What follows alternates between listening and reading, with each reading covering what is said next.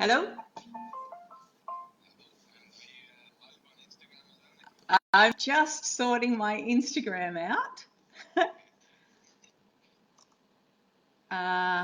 Let me see.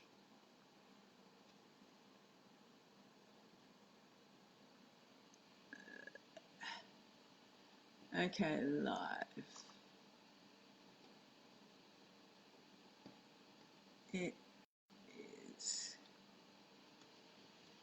for some reason, just sorting out technical issues here. Hello? For some reason, when I push the white button, it just takes a photo. Is that the wrong one? Which one do I push to start the live stream on Instagram? Is it the coloured one? Live story, it's a white circle. Yeah, but it's just taking a photo instead of a video.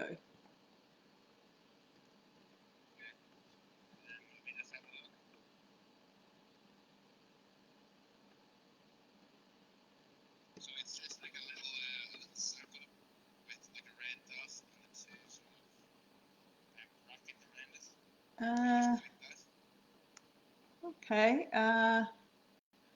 there's a purple dot. There's a red one with an eye on it. Am I live now?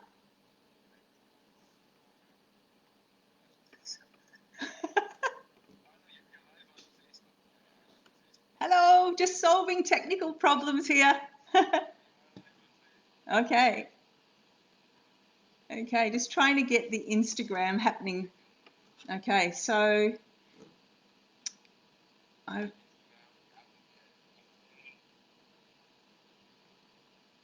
no. Yeah, it's on a tablet. I've got the white dot.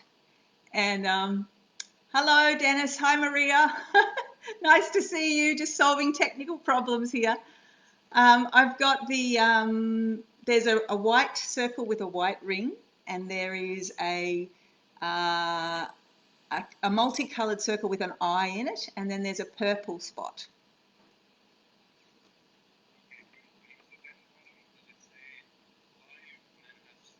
I just pushed live. Is that going to change it? No. Let me go. Yep, I've pushed live now. Am I live? Am I live?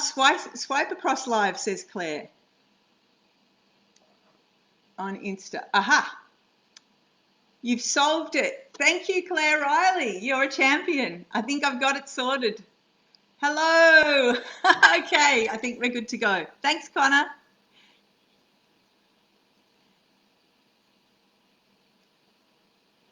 Okay, this is my first time live streaming, which might be obvious. So thank you to Ireland in Melbourne, to the Irish Australian Support and Resource Bureau for this invitation to share some stories with you this afternoon. Tó fáilte roit, welcome to my home and welcome to the space between us. One of the things that I love about stories is that the old folklore, the old legends, gives us a real sense of place. They record the landscape, they record the creatures, they record the waterways, they record so much about who we are and where we live. And in the times that we're living in, of course, that are so difficult and challenging, often we say, I need to go to ground. I need to lay low. And stories do that for us. They give us ground and they give us a place to lay low. So this afternoon, sit back, make yourself comfortable, make yourself at home, and listen and enjoy these traditional Irish stories. Because I'm talking to you at first here about place, I want to acknowledge that I'm telling these stories on stolen land. This is the land of the people who came before us and are still with us. So I would like to acknowledge the Wadawurrung people and the Wathaurong people, who are the traditional custodians of the land on which I live and tell my stories. And I'd like to pay my respect to their elders, past, present, and emerging. This afternoon, I'm going to take you far, far across the sea to the land of my ancestors in Ireland and share some of the stories that I love the most. Now, there's a wonderful Irish storyteller called Liz Weir, who lives in Northern Ireland, who I had the good fortune to meet and stay with when I was travelling in Ireland in 2015. And Liz gave me a very hospitable Irish welcome. And it was a great delight to learn from her, to be amongst her people, to go to her story sessions and to feast on the stories there. And Liz said to me that when she goes to a storytelling event, she doesn't make a list of stories she's going to tell. She just decides which stories are fighting to be told in her head, which are the ones that are demanding to be told. And so, of course, I thought I would have to tell a Cailleach story, the story of the Cailleach, whose name is pronounced many ways in Ireland and in Scotland. She is the old crone, the old woman, the goddess, the creatrix who made the land in Ireland. She had an apron full of stones and she walked up the coast of Ireland, and as she did so, the stones fell from her apron and formed the mountain ranges. At the beginning of winter, it's said in some places that she took off her tartan and washed it 3 days in the bay until all the colour had run from the threads. And when it was pure white, she laid it across the top of the mountains and it became the first snow of winter. She had a stick with which she could stir up the seas and she could make a storm. She had a great herd of deer that she herded all up the west coast of Ireland. Now, of course, when St. Patrick came to Ireland, such a goddess couldn't be roaming around. She belonged to the old stories. But of course, her stories were never cast aside by the people. They were changed. And the Cailleach became referred to as the old wise woman. She became the woman in the village that everyone sought out. But so many times in her stories, the power of who she was as creator of the land is still evident, as it is in this story I'm going to tell you. So this story comes from Mayo, up on the northwest coast of Ireland, a most beautiful part of Ireland. And if you're lucky, you've been there, maybe you've been born there, maybe you've travelled there. And up in Mayo, there is a range of mountains called the Nephim Mountains. And one morning, the old woman, An Cailleach, was in her cottage, and she had her loom and her spinning wheel set out, preparing to do some work for the day, when there came a knocking at the door. She went to the door, and a man stood there. And he asked her, would she walk with him that day from where they were in the Nephim Mountains all the way down to the coast to the city of Galway. For you see, he had a reputation for being a great walker. And he'd heard that she had a reputation for being a great walker, and he was really challenging her to see who was the greater of the two. And of course, he was very confident that that would be him. Well, she looked around her cottage and thought of the things that she'd planned to do, and she realised that she needed some cards for her wool that she could get in Galway City. And so she agreed to the walk. And she put her bag over her shoulder, she went out of the cottage, she shut the door, and she took to the road with the man. Well, he was not easy on the girl at all, the old girl. No. He set off at a cracking pace with a long stride, and she to her credit, kept up with him alongside, pace for pace. And so they walked and they talked about the weather, about the turning of the seasons, about the harvests, and about the interpreting of dreams. And he found that the old girl was very excellent company. So they walked all the way down, and this is a long walk. In fact, let me just stop right there. I was so curious about this story because the walk that's taken seems to be done in such a short time.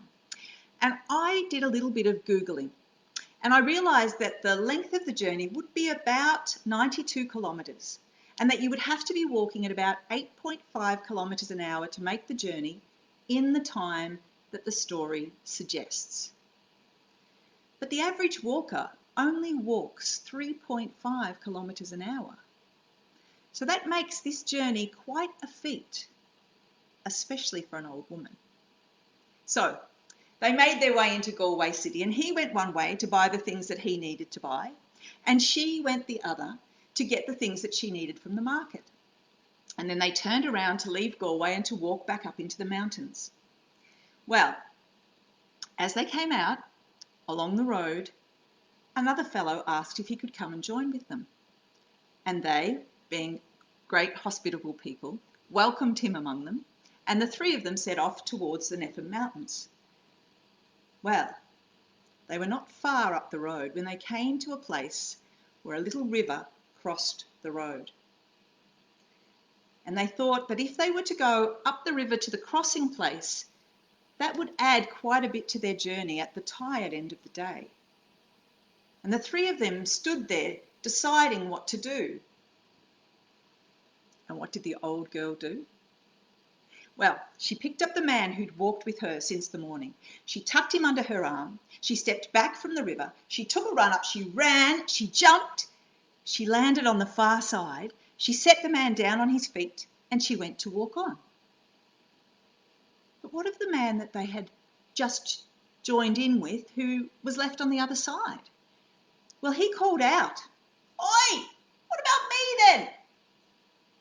And the old girl turned back, and she said to him, "Don't try to work out what you'll never understand." And she turned around, and on she went. She got all the way back to the place where the path went one way to the man who she'd walked with since the morning's house was, and the other way to her own cottage. And at this point, the man who'd walked with her all that day was bent double with exhaustion. Oh, he looked fit to drop dead. She turned to him and she said, "Does your wife keep a crock of butter in the house?" "Aye, she does. You tell your wife to bring the crock of butter. Put the back of the crock to the flame. Put your feet in the mouth of the crock. If you do that, by the morning time you'll be fine. If you don't, you'll be dead." Well, the man staggered all the way home, and he told his wife, and she brought the chair by the fire, and she brought the crock. She put the back to the flame. He sat in the chair. He put his feet in the mouth of the crock. And in the morning, he was fine. But what happened to that old woman when she went her way along the path to her own cottage? Well, she got back to her cottage and she looked around and she saw the goats, and so she milked the goats. She put the goats back in their pen. She took the milk inside. She needed some wood, so she cut some wood, she stacked some wood, she split some wood. She put some outside and some inside by the hearth, and she stoked the fire. She did the spinning, the weaving that she needed to do, that she'd planned to do in the morning. She cooked herself a small, simple meal, and she cleaned up after her meal. And then she looked around her cottage and she thought, "I might as well turn in." Well, at this stage of the story, I've got to say I am in awe of this woman. And there is no doubt that the imprint of the goddess, the creator of the land, is in her and in the story. So I ask you at home, raise a glass to her or raise your fist, and with me we're going to say, "What a girl." So let's raise a cheer. On 3. 1, 2, 3. What a girl! Yes, that is indeed an extraordinary woman. And I have often thought to myself, I wish that I had grown up knowing that story. That was a story that I found after my first trip to Ireland in 2008. I'd been sitting in a beautiful artist's retreat called Anamcara on the west coast of Ireland, drawing, and I was drawing a figure of a veiled woman. And my hostess came to me. She looked over my shoulder at the drawing and she said, "Oh, you're drawing Ancalach." And I said, "Who?" It was the first time I'd heard her spoken of. And that began a journey of seeking out her sacred places and her stories, books written about her, and the wisdom of people who have collected her stories. And I must say, to have such a strong woman, such a powerful and strong woman who is so connected to the land as part of the legacy of my ancestors, I'm very, very grateful for that. Now, I thought I'd tell quite a different story because I know that there are some people out there at home who are probably much younger than me. And so I thought I might tell a story that I know that adults enjoy, but I know that children enjoy especially. So I just want to say hello to all of you who are posting waves and sending love and smiles. It's so lovely to see you all joining in. Because I'm a total newbie at this technology, it's really hard for me to respond to any of that. So apologies if I can't make an individual reply, but I know you're all there and I hope that you're enjoying the stories. So this story also comes from the west of Ireland. It actually comes from a place that I imagine is in the shadow of Mount Brandon, which is near Dingle on the west coast. But I must say, when I was with Liz in Northern Ireland, Liz asked me about this story because I told it at her session, and she got me to tell it to her again, and she said, yes, you tell it well, she said, but you know, I tell a version of that story that's from here, from Rathlin Island, which is off the north coast. So for her, it was a story from the north coast. And in the story tradition, it's often the case that stories travel and that stories have different versions and different tellings depending on who's telling them and where they are when they're told. And I would like to acknowledge the incredible support that I've had from storytellers here in Australia and also in Ireland as I've learned, because as a storyteller, you're always a learner. There's always more to learn. And particularly in terms of the Irish tradition, I'm still learning the correct pronunciation of place names and people's names. I'm still learning about the location of these different stories because locating them in the landscape gives them so much more substance when you know where they come from. And I hope there's some people out there who are from Mayo and maybe some of you who are from near Dingle and know these places and love these places. They're beautiful parts of the world. So, one last story. This is a story about a boy, and his name was Michael. He lived in a white cottage set against a green hill just above the Atlantic Ocean near Mount Brandon. One morning he got up and he went into the kitchen. He'd done his chores, he'd had his breakfast, he'd fed the chickens. He said to his mother, "Ma'am, can I go out now and play in the lanes?" And she looked at him and she said, "Oh, Michael, did you make your bed?" "I did, ma'am. You can see it's all smooth like you like it." "Ah. And did you clean up after your breakfast then?" "I did, ma'am. Look over there, my plate, it's all washed and stacked." "Right.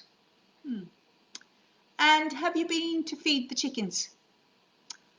"Ma'am, I can hear them in the yard. They're all cluck, cluck, clucking. They're happy as can be." All right.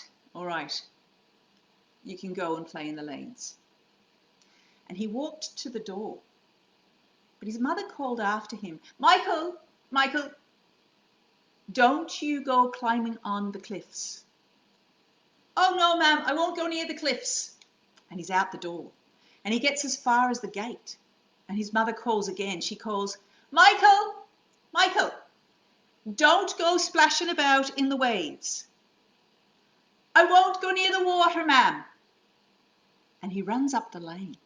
And she calls again, "And Michael, whatever you do, don't go near the hawthorn tree." And he turns around and he calls, "I'm not a fool, ma'am. I've heard Grandmummy's stories." And he's away up the lane.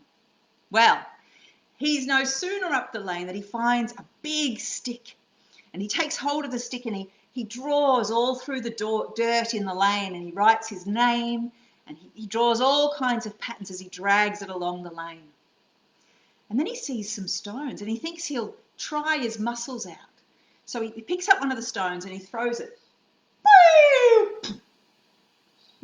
Not bad. Could be better. Second stone.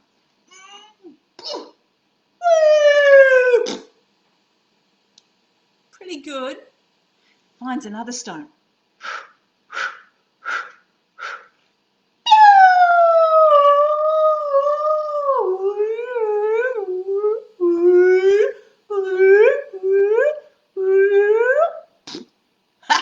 That was a good one.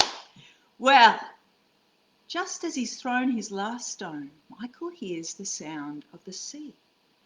Now, if you're wanting to join in at home, this is a really good place for you to make the sound of a beautiful ocean. But remember, we're talking about the beautiful blue-green Atlantic Ocean, and it's huge and it rolls and it's vast. And on the west coast of Ireland, it smashes up against the cliffs. Great white foamy waves come smashing in against the cliffs. That's the kind of ocean sounds that you need to be making. And there might be a couple of seagulls out there. So let rip with the seagulls. Whenever I do this, I want some sea sounds coming. Okay, so he hears the sound of the sea and he thinks to himself that the sea is calling his own name. So he runs along the lane. He runs along the lane, the smell of the salt and the kelp in his nose, and he runs along the lane and he gets to the place where he can turn and see out, far out across the beautiful blue-green Atlantic Ocean. Oh, what a vista. He looks over and he thinks to himself, "Oh, this cliff would be mighty fine for climbing on." And so he's over the edge, forgetting what his mother said, and he climbs all along the cliff. He climbs this way and he climbs that way, and he thinks he's an explorer, an adventurer, a pirate. He exhausts himself climbing on that cliff, and he scuttles all the way down the cliff and he sits himself down on the sand to take a rest. But when he looks up, what's in front of him? Rolling in, breaker upon breaker, wave upon wave, the beautiful blue-green Atlantic Ocean. And he thinks to himself, that would be mighty fine for splashing about in. So he rolls up his pants and he runs into the water. Woohoo! Oh, wow, it's cold. It's so cold, but it's so fresh on his skin. And the water runs over his head and sticks his hair to his head and all down his neck, and his clothes are stuck to him. And he throws the water again, and he spies a seagull, and he calls up, and the sea, you can hear the sea and the gulls, and he calls, "Yow!" And the seagulls call back, "Yow!" And he calls again, "Yow!" And the seagulls call back, "Yow!" And he calls again, "Yow!" And the seagulls call back,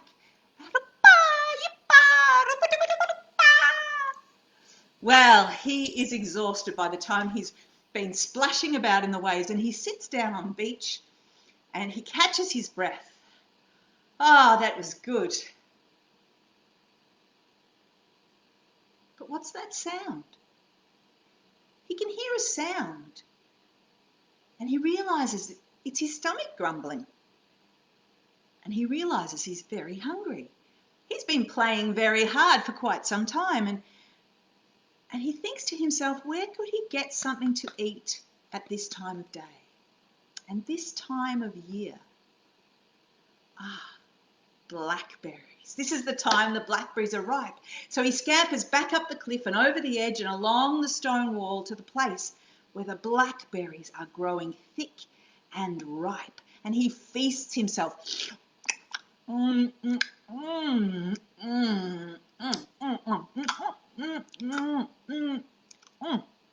purple juice runs all down his throat. More. He gets to the end of the wall, and there, right in front of the hawthorn tree, there is hanging the biggest, juiciest blackberry he has ever seen in his life, and he thinks this must be the grandfather of all blackberries, and he wants so much to eat it. But it seems to be just beyond his reach. He reaches out, he reaches, and as he reaches, he falls towards the hawthorn tree. Bang! The back of his hand smacks the hawthorn tree. And do you know what happens then? Under his feet, a great hole opens in the earth, wider and wider, and Michael falls in.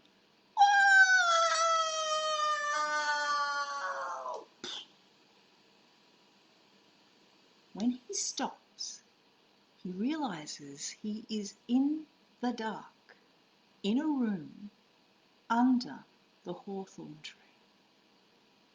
And as his eyes adjust to the dark, he sees that all around him there are little people who are stitching leather, carving wood, beating metal. And as they feel Michael arrive amongst them, they all stop what they're doing at the same moment, and they turn their heads towards him. And they put down their tools and they walk towards him closer and closer and closer until they're standing all around him. And Michael looks at them and he says, "It's top of the morning to you. It's a lovely place you've got here. It could do with a skylight, but it's lovely, it's lovely." And he stands very still because his grandmummy said you must never get on the other side, on the wrong side of the good people. You must never get on the wrong side of the good people. So he stands very still and he waits to see what they'll do. And they come all the way up to him and they begin to clean him. They clean under his nails, they clean the wax out of his ears, they clean the goo out of his eyes, they clean his hair, they take the salt off his pants, they stitch the little hole that's torn from the cliffs in his trousers. He is cleaner than he has been since last Christmas. And then they offer him fairy food to eat. But this is another thing, his grandmammy warned him never to take the food of the other people. Thank you so much for your hospitality, but my mam, she'll have my supper. She'll be waiting for me. I must be going. And he's looking for a way out. And he sees a tunnel and a light at the end of the tunnel, and he thinks that maybe that is how he will get out. I'll be going then. Bye, bye, bye, bye, he says. And he shoots up that tunnel and straight to the light. Well, around about that time, his mother is at home and she sees that it's grown dark outside and she knows that Michael should be in after dark and she's got very worried.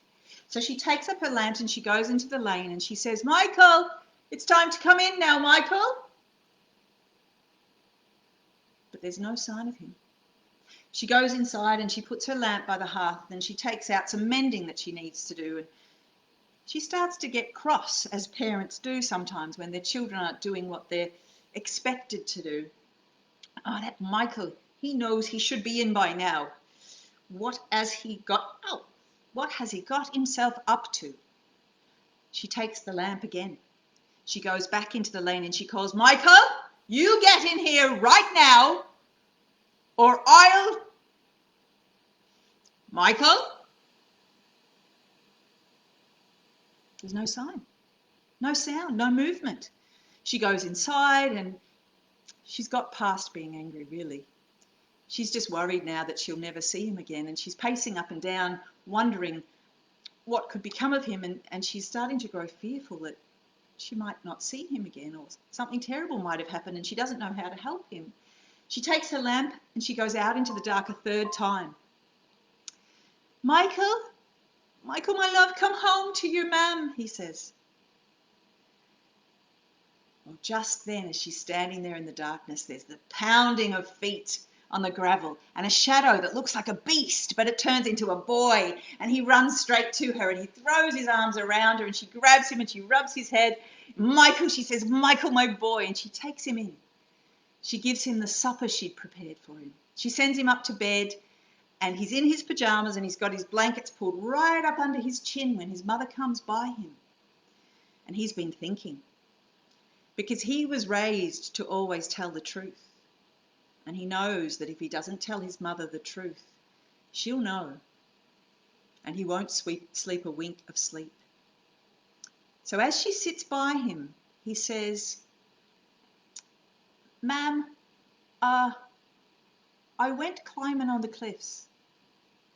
Oh, did you know, Michael, you climbed on the cliffs? I did, ma'am, and it's worse. I went splashing in the waves. Oh, did you now? Even though I told you not to. Oh, but ma'am, it's worse. It's far worse than that, you see. I touched the hawthorn tree.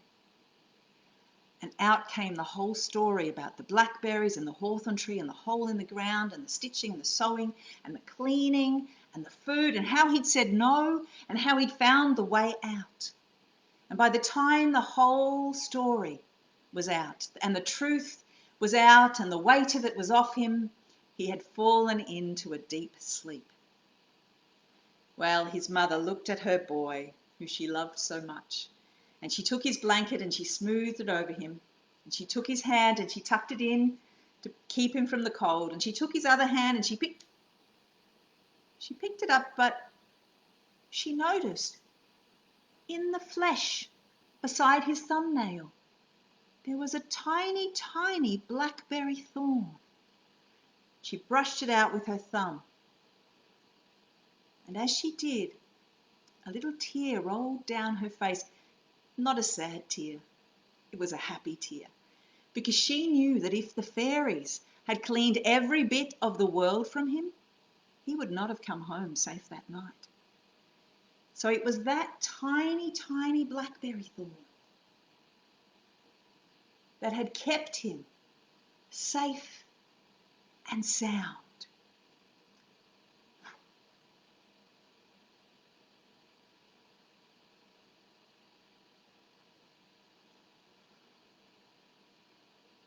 And there's a lot of wisdom in that story. We all need to remember to keep a bit of the world about us, to keep our feet on the ground, to care for our home place and the people that we share it with, and to acknowledge the people who are the wider part of our community. So it is with much joy and love that I share these stories with you, and much thanks to my ancestors and to my fellow storytellers, Shaniki and Scéalaí.